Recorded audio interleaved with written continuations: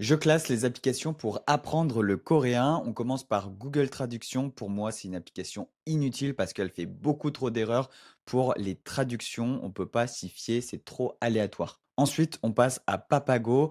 Papago, c'est beaucoup mieux, c'est beaucoup plus efficace. C'est une application développée en Corée et les traductions sont plutôt bonnes. Je la recommande. Ensuite, on a Naver Dictionary. En gros, c'est un dictionnaire coréen qui a des super bonnes traductions pour les mots. Si vous voulez avoir plus de détails dans l'étymologie du mot, si vous voulez avoir des exemples de phrases, si vous voulez avoir tous les sens des mots, c'est vraiment très bien.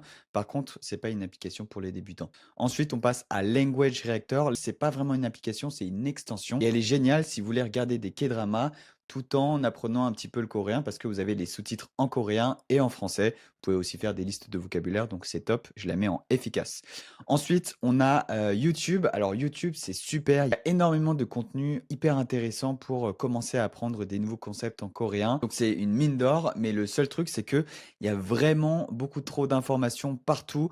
C'est un petit peu le revers de la médaille. On ne sait pas trop par où commencer et du coup, ça devient un petit peu compliqué de s'y retrouver. Ensuite, on passe à HelloTalk. HelloTalk, c'est pas mal. Ça permet de pouvoir discuter un petit peu avec des Coréens directement, s'entraîner à l'oral. Le seul truc, c'est que c'est souvent compliqué, je trouve, de trouver les bonnes personnes. D'ailleurs, ça me fait penser qu'il y a pas mal de monde qui ont eu des expériences très cheloues avec des gens bizarres.